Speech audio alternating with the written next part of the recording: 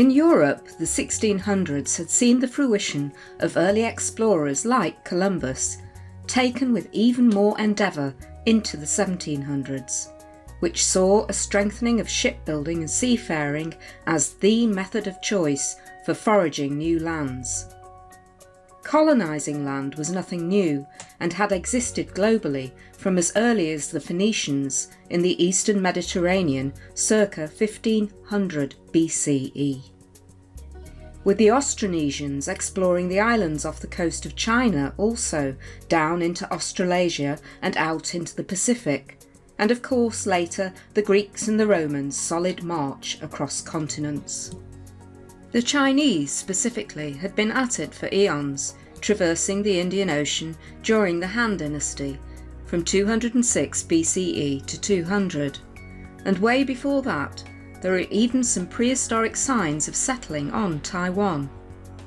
And it was later, with the Chinese invention of the maritime compass in the 1100s, that enabled them to enter into the now global show that was beginning to unfold during the early European Renaissance. The Silk Route, already a dusty and well-beaten track, which was laid down during the Han Dynasty, with the Great Wall of China evolving to protect it from the northern nomads. Now, though, it was these sea-conquering ships that were truly opening up east and west, cutting out the middlemen along that time-worn route. The Spanish and Portuguese, too, had been no shy adopters of this type of seafaring discovery by crossing the Atlantic in the 1400s. What was different now was this particular brand of colonisation was fuelled in its speed and far-reaching effects by the galley ship.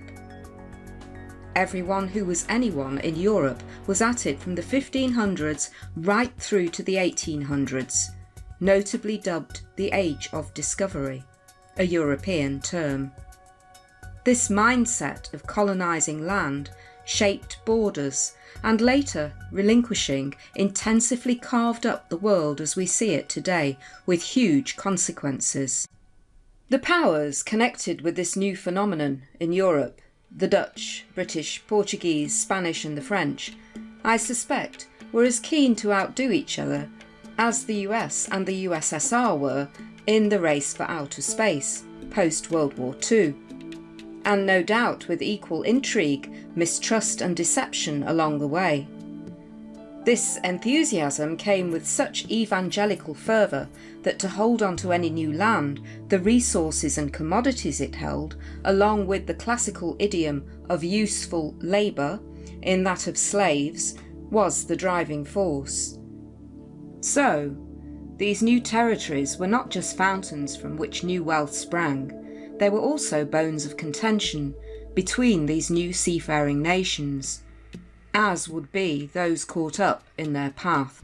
Up until now, Europe had been embroiled in a journey of self-discovery, based on the classicism of antiquated empires, played out during the previous 500 years during the Renaissance and the beginning of Enlightenment. But now the stage was becoming larger, and with ever-increasing discoveries of new land, cultures and produce especially, this had sparked an appetite for change, but also in how the world was to be seen through the eyes of this now confident part of the Western European continent.